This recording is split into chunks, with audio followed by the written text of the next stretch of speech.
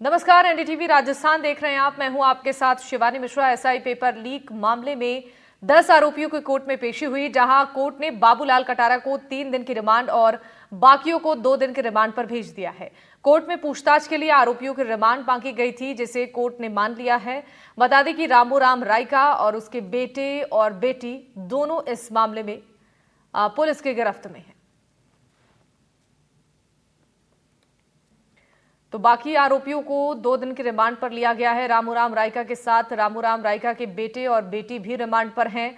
दरअसल एसआई भर्ती paper leak का ये पूरा मामला है, जिसको लेकर एसओजी ने एक्शन को तेज किया है। 10 आरोपियों की कोर्ट में पेशी होगी और बता दें कि इस पूरे मामले को लेकर बाबूलाल कटारा को 3 दिनों के रिमांड पर लिया गया है। इसके अलावा रामूराम रायका, उसके बेटे और बेटी को भी 2 दिनों की रिमांड पर लिया गया है और 2 दिनों की रिमांड पर तमाम सवाल जवाब एसओजी की टीम उनसे करेगी, जिससे कई खुलासे होने बाकी हैं और इस पूछताछ में कई ऐसे नाम भी सामने आ सकते हैं जो कि इसमें संलिप्त हैं। फिलहाल आपको बता दें कि बाबूलाल कटारा को 3 दिनों की रिमांड पर एसओजी ने लिया है। रामूराम रायका, उसके बेटे और बेटी को 2 दिनों के रिमांड पर लिया गया है।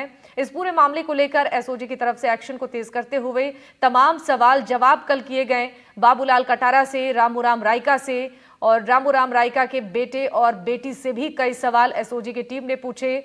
फिलहाल अभी कोई आधिकारिक जानकारी निकलकर सामने नहीं आई है कि पूछताछ में क्या कोई और भी नाम सामने आए हैं, जिसको लेकर इंतजार है कि अब 3 दिनों के रिमांड के बाद जब एसओजी की टीम इनसे तमाम सवाल जवाब करेगी तो और भी खुलासे हो सकते हैं। इस खबर पर ज्यादा जानकारी देंगे हमारे सहयोगी सोमू आनंद हमारे साथ जुड़ रहे हैं।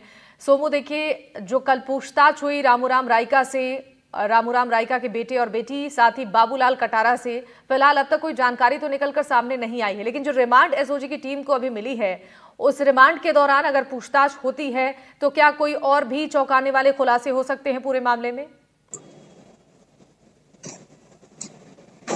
बिल्कुल, देखिए एसओजी ने जब रिमांड मांगी तो तर्क यही था, क्योंकि आज कोर्ट में इसको लेकर के लंबी बहस हुई और जो बचाव पक्ष की तरफ से वकील थे, अलग अलग जो आरोपी हैं उनके वकील थे, उन्होंने ये कहा कि आखिर एसओजी अब और दिनों की रिमांड क्यों मांगना चाहती, क्योंकि जो 7 आरोपी हैं उनको काफी पहले गिरफ्तार किया गया था और खासतौर पर जो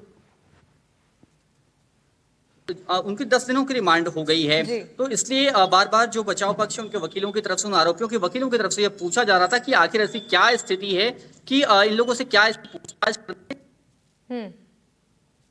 है। एसओजी की तरफ से ये दलील दी गई कि अभी इनसे कई सारी अहम पूछताछ होनी है और कल जब आरपीएससी पहुंची थी एसओजी की टीम, वहां से कुछ अहम दस्तावेज एसओजी की टीम को मिले हैं और उन दस्तावेजों के आधार पे अब रामूराम रायका और बाबूलाल कटारा से पूछताछ होनी है और बाबूलाल कटारा से खासतौर पे विशेष रूप से पूछताछ होनी है, क्योंकि उनके जो कई सारे फाइल्स थे और जो उनकी अलमारी थी, जो लॉक थी, उससे वो चीजें ली गई थी। तो अब एसओजी की टीम इस बात की और जांच करना चाहती है कि किस तरह की भूमिका जो है बाबूलाल कटारा की इस पूरे मामले में रही है और इसीलिए कोर्ट ने 3 दिनों की रिमांड पर बाबूलाल कटारा को भेजा है। वहीं बाकी जो 9 आरोपी थे उनकी 2 दिनों की रिमांड मंजूर की है। बिल्कुल। तो देखिए सोमू, जिस तरीके से अभी पूछताछ इस पूरे मामले में चल रहा है, एसओजी ने अब एक्शन को तेज कर दिया है। तमाम ऐसे नाम सामने आते जा रहे हैं। कुल मिलाकर अब तक की जो पूछताछ और अब तक के जो एक्शन एसओजी की टीम ने लिए हैं, इससे अब आगे क्या कुछ निकलकर सामने आ सकता है इस पूरे मामले में? बिल्कुल, देखिए कई अहम खुलासे भी हो सकते हैं, कई और लोगों का नाम भी इस लिस्ट में जुड़ सकता है, क्योंकि लगातार गिरफ्तारियां हो रही हैं। और जैसा कि एसओजी के सोर्सेज हमें बता रहे हैं कि अक्टूबर में जबकि जो ट्रेनिंग समाप्त होनी है, 2021 में जो परीक्षा हुई थी, उसमें जो चयनित अभ्यर्थी हैं उनकी, उससे पहले कुछ और गिरफ्तारियां हो सकती हैं और इस बीच में जब पूछताछ हुई है तो कई सारी जानकारियां जो है एसओजी के हाथ में लगी है और उन जानकारियों के आधार पे एसओजी का अनुसंधान भी आगे चल रहा है और उसमें कुछ लोग जैसे जिनके संलिप्त होने की भूमिका जो है सामने आई है और उनकी गिरफ्तारी भी इस मामले में हो सकती है। ठीक है सोमू, बहुत बहुत शुक्रिया तमाम जानकारियों के लिए। बढ़ते हैं आगे और बड़ी खबर आपको बता दें कि दौसा के सिकराय में चलती कार में आग लग गई। बोलेरो कैंपर बनी आग का गोला, चलती गाड़ी से कूदकर ड्राइवर ने अपनी जान बचाई है। रायपुर में नेशनल हाईवे 21 की घटना है। सूचना पर मानपुर थाना पुलिस मौके पर पहुंची और फायर ब्रिगेड ने आग पर काबू पाया है।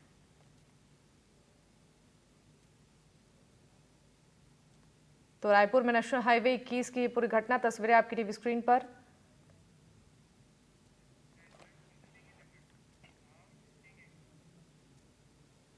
वहीं दौसा जिले के खोहरा मुल्ला गांव में तेंदुए की आहट से लोगों में डर का माहौल है। गांव में तेंदुआ देखे जाने के बाद ग्रामीणों में दहशत है। मामले को लेकर वन विभाग पूरी तरह से एक्टिव है और तेंदुए को पकड़ने का प्रयास किया जा रहा है। बता दें कि खोहरा मुल्ला मंत्री किरोड़ी लाल मीणा का पैतृक गांव है और इस गांव के आसपास लगभग 5 लाख रुपए लगाकर जंगल को तैयार किया गया है। दौसा डीएफओ अजीत उचोई का कहना है कि तेंदुए को पकड़ने के लिए 2 पिंजरे लगाए गए हैं और जल्द ही उसे रेस्क्यू कर लिया जाएगा। तो आप देख पा रहे होंगे इन तस्वीरों में तेंदुए को पकड़ने के लिए अब वन विभाग की टीम भी एक्शन मोड में आ गई है, क्योंकि ग्रामीणों में तेंदुआ दिखने के बाद से ही दहशत है। खोहरा मुल्ला में लेपर्ड का ये मूवमेंट देखने के बाद से ही लोग भयभीत हैं। हालांकि इसको लेकर वन विभाग की टीम ने रेस्क्यू का काम शुरू किया है। कोटा के कैथून कस्बे के पास आज खेत में मगरमच्छ घुसा तो खेत में काम कर रहे लोगों में हड़कंप मच गया। पहले तो लोगों ने ही अपने स्तर पर मगरमच्छ को पकड़ने की कोशिश की, लेकिन मगरमच्छ बेकाबू हुआ तो लोगों में दहशत फैल गई। वन विभाग को इसकी सूचना दी गई। मौके पर वन विभाग की टीम पहुंची और ग्रामीणों की मदद से करीब 1 घंटे की मशक्कत के बाद मगरमच्छ को पकड़ा गया। बताया जा रहा है कि कैथून के गलाना टोल प्लाजा से बरसाती नाले से होकर मगरमच्छ खेत में पहुंचा। गनीमत रही कि खेत में काम कर रहे लोगों को झाड़ियों में बैठा मगरमच्छ दिखा और कोई बड़ा हादसा नहीं हुआ।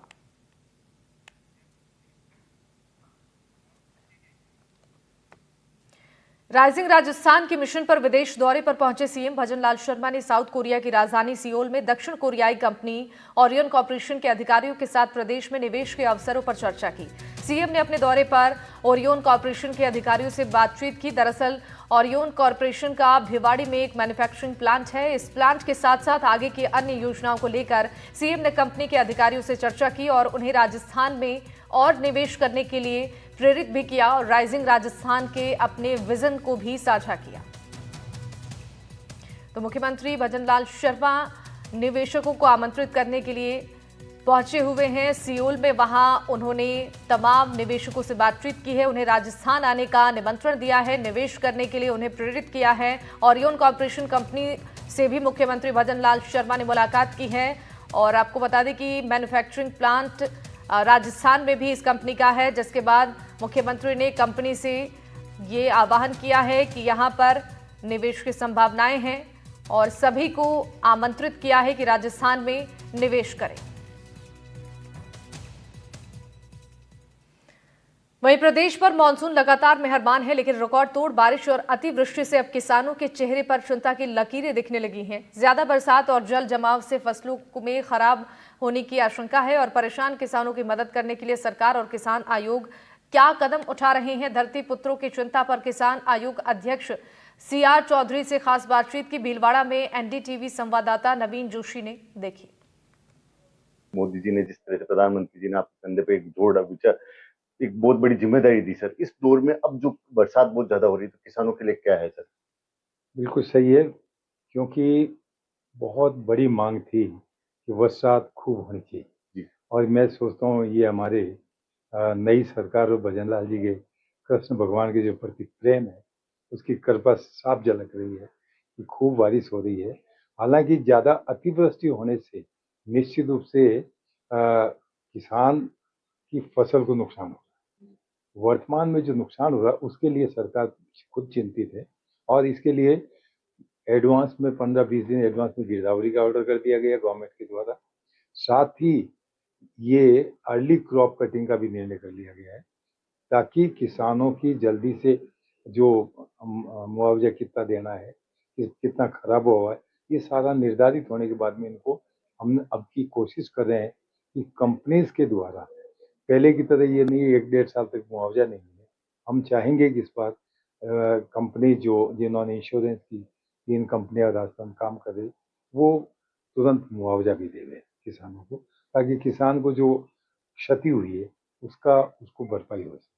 किसान की भरपाई की बात कर रहे हैं सर आप, और कंपनियों का पाबंद करने की बात। सबसे ज्यादा जो नुकसान है इस समय सर उड़द और खासतौर से सोयाबीन जो है, जो खासतौर से राजस्थान का जो एमपी का भीड़ लगा हुआ इलाका है, इसको लेकर कोई अलग से कोई प्लानिंग सर?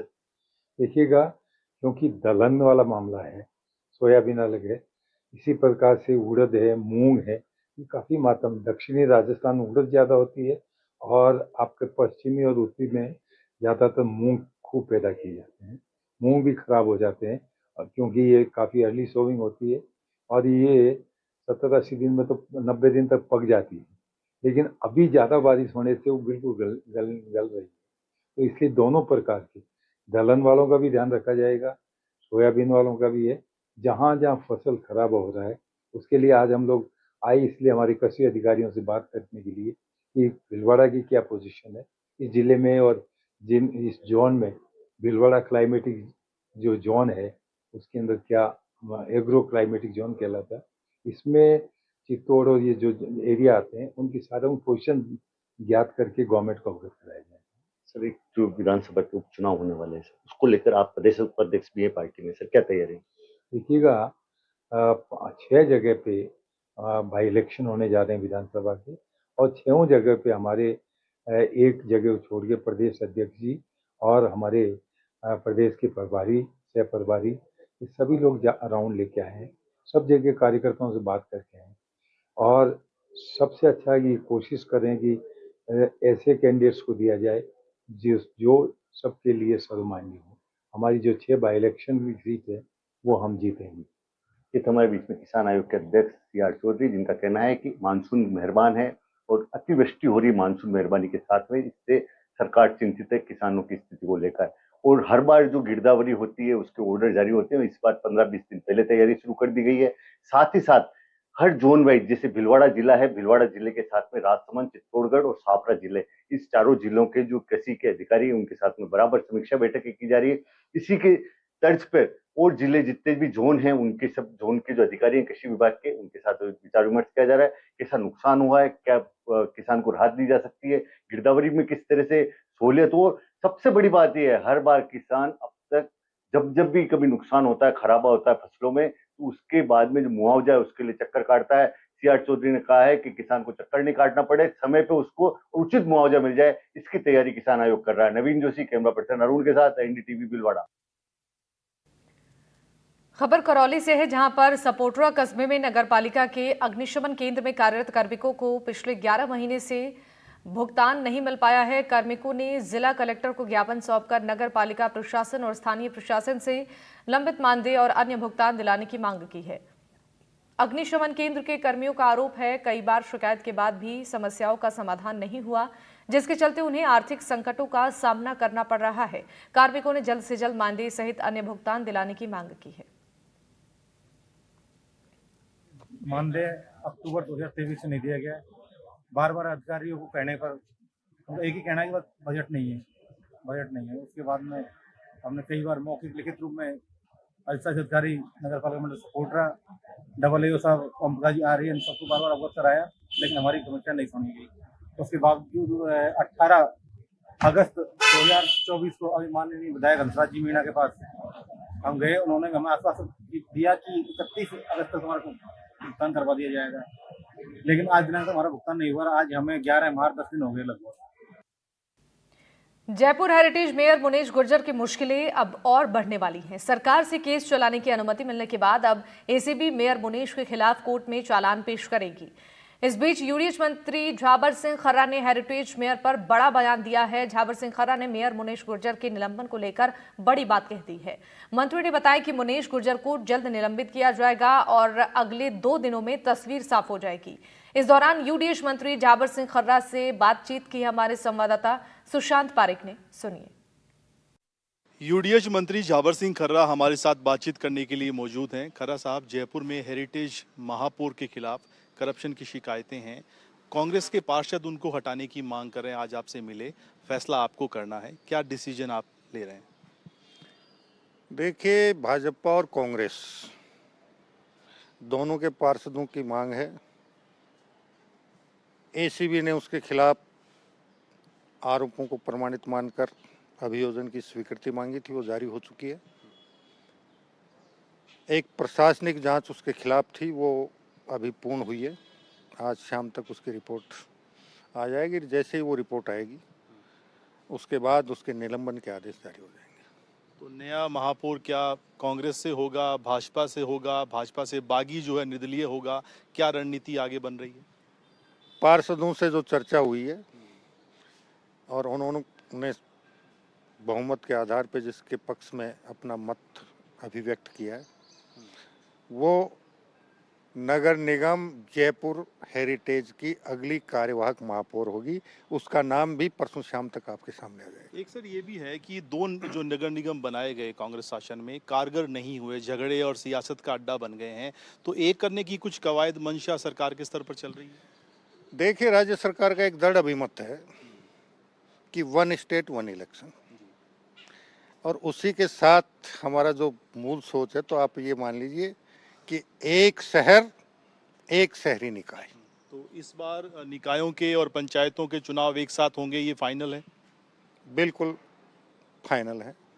कुछ कमेटियां बनाने की बात सामने आई थी। कमेटियां प्रोसेस में हैं, बहुत जल्दी कमेटियों का निर्माण हो जाएगा। उसके बाद जो कार्रवाई आगे की होनी है, पुनर्सीमांकन भी होने हैं, पुनर्गठन भी होना है, कैसे क्या होगा वो सारी कवायद पूरी होकर एक राज्य एक चुनाव।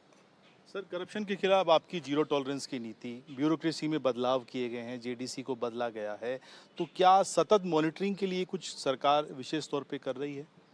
बिल्कुल, राजस्थान सरकार का और हमारे माननीय मुख्यमंत्री जी का और माननीय प्रधानमंत्री जी का एक ही सोच है कि बिल्कुल पारदर्शी तरीके से, बिना किसी भेदभाव के, भ्रष्टाचार रहित वातावरण बने और गुणवत्तापूर्ण निर्माण कार्य हों। इसके लिए सतत रूप से प्रयत्नशील हैं। लेकिन आज़ादी के बाद से लेकर शुरुआती सालों में जिस प्रकार का वातावरण बना, उस वातावरण को ठीक करने में अभी थोड़ा समय लगेगा। पिछले 10 साल में आपने देश में कुछ परिवर्तन देखे होंगे, और आने वाले साल 2 साल में आपको और ज़्यादा परिवर्तन देखने को मिलेंगे। और उसके बाद निश्चित रूप से भारत न्यूनतम भ्रष्टाचार वाला और सर्वाधिक पारदर्शी नीतियों वाले राष्ट्र के रूप में पूरे विश्व में अपनी एक अलग पहचान बनाएगा। सर, आखिरी सवाल, मदन राठौड़ जी का एक बयान आया जिलों को लेकर, काफी बवाल हो रहा है, कांग्रेस के नेता काउंटर कर रहे हैं, क्या जिले खत्म किए जा सकते हैं? बिल्कुल किए जा सकते हैं। देखिए, सरकार के निर्णय 2 बातों पर आधारित होते हैं। एक निर्णय जनता के हित में होता है, और एक निर्णय जिस दल की सरकार होती है वो अपने दल के और अपनी सरकार के हित में करती है। गत सरकार ने नए जिले गठन का जो निर्णय किया था, वो कोई जनहित का निर्णय नहीं था, वो दल हित का निर्णय था। और उन्हें नए जिलों की घोषणा करते समय ये भी ध्यान नहीं रखा कि राजस्थान सरकार की आर्थिक स्थिति कैसी है। एक नए जिले की स्थापना पूर्ण रूप से होते होते 10 साल लगते हैं, और 10 साल में न्यूनतम 10,000 करोड़ रुपए एक नए जिले के निर्माण के लिए आवश्यकता पड़ती है। शुरुआती दौर में भी 2 से 3,000 करोड़ रुपए की आवश्यकता पड़ती है। अब उन्होंने जितने जिले बनाए, क्या उस समय राजस्थान की आर्थिक स्थिति ऐसी थी? और जनता का हित नहीं था, उल्टा जनता को दुविधा हुई। एक एक तहसील के जिले बनना किसी भी रूप में जनता के हित में नहीं है। इसलिए मंत्रिमंडल एवं समिति उस पर विचार करिए, और अगर हम सही मायने में जनहित को ध्यान में रखकर बात करें तो राजस्थान में 5 से 6 अधिकतम जिले बने। इससे ज़्यादा की आवश्यकता राजस्थान में वर्तमान में नहीं है। यानी 17 में से 5-6 जिले ही आपके हिसाब से कैपेबल हैं, मापदंड पे खरे उतरते हैं? बिल्कुल, बाकी जिलों का पुनर्गठन करते हुए 5 या 6 नए जिले बने, और ऐसे बने कि जिला मुख्यालय तक अंतिम छोर के व्यक्ति को भी 2 घंटे में आसानी से पहुंचने की सुविधा मिले। सरकार इस संबंध में कोई फैसला ले सकती है? बिल्कुल प्रयास है और लेंगे। बातचीत के लिए शुक्रिया। जाबर सिंह खर्रा, यूडीएच मंत्री। मेयर की जो सियासी जंग है जयपुर में हेरिटेज को लेकर, वो कह रहे हैं कि जल्द ही नया महापौर जो है वो आपको देखने को मिलेगा। कहाँ से बनेगा? कांग्रेस के जो इनके पास पार्षद आए उनमें से, भाजपा में, या फिर जो निर्दलीय हैं और ख़ासतौर पे भाजपा से बगावत करके आए, उनमें से कोई चेहरा हो सकता है। लेकिन बड़ी बात जो जिलों को लेकर कही है, ख़ासतौर पे मदन राठौड़ के बयान से आगे बढ़ते हुए, कि केवल 5-6 जिले ही हैं 17 में से जो कैपेबल हैं, मापदंडों पर खरे उतरते हैं। सरकार को इनकी तरफ से सुझाव गया है और हो सकता है सरकार इसी दिशा में आने वाले समय में कोई फैसला करे जब कमेटी की रिपोर्ट आएगी और उस पर सरकार को फैसला करना होगा। कैमरामैन जसराज के साथ सुशांत पारीक, एनडीटीवी, जयपुर।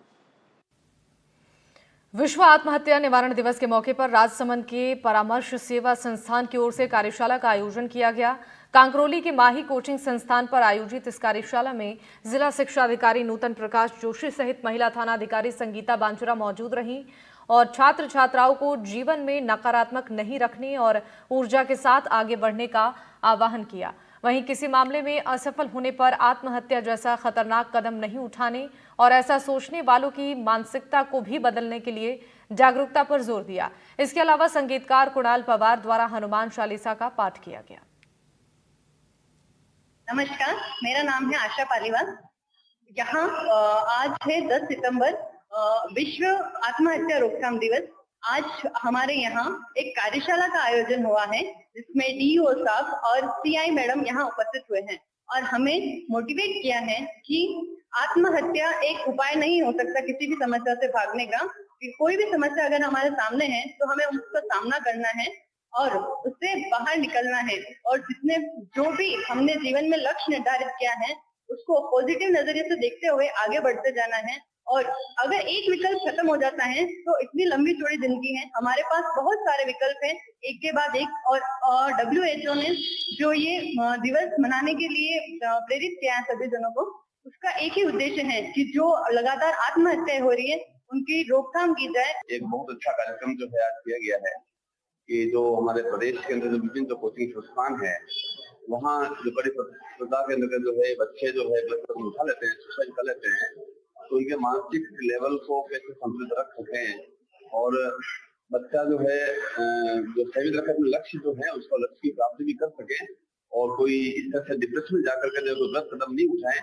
इसके लिए आज इस माहिर संस्थान के अंदर हम आए हैं और बच्चों को जो गाइड किया है कि चाहे कैसी परिस्थिति आवे घबराना नहीं है और सहमत रखते हुए अपने लक्ष्य की ओर फोकस करना है, बाकी सब ठीक, कोई दिक्कत वाली बात नहीं है। खबर भरतपुर से है, जहां पर नदबई में नदब क्षेत्र के गांव सामंतपुरा के रहने वाले दंपत्ति पानी की टंकी पर चढ़ गए और दबंगों द्वारा जमीन पर किए हुए कब्जे को हटाने की मांग करने लगे। घटना की सूचना मिलते ही नदबई थाना अधिकारी दौलत साहू, नायब तहसीलदार दीपा यादव, नदबई डीएसपी पूनम यादव मौके पर पहुंचे और करीब 2 घंटे बाद नायब तहसीलदार दीपा यादव ने जिला कलेक्टर से पीड़ित लोगों की मुलाकात कराने और अतिक्रमण हुई जमीन की पैमाइश कराने का आश्वासन देते हुए टंकी पर चढ़े दंपत्ति को नीचे उतारा।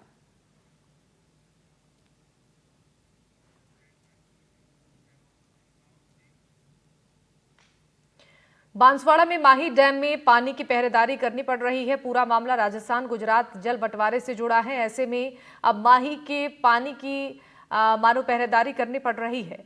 अगर ये मामला हल हो जाए तो पूरे इलाके में पानी की किल्लत खत्म हो सकती है और इलाके की तस्वीर भी बदल सकती है। बांसवाड़ा के माही बांध के निर्माण के लिए गुजरात और राजस्थान सरकार के बीच में एक समझौता हुआ था 10 जनवरी 1966 को, जिसके तहत में माही बांध का निर्माण करीब 90 करोड़ में हुआ था, जिसकी 55% लागत गुजरात सरकार ने दी थी।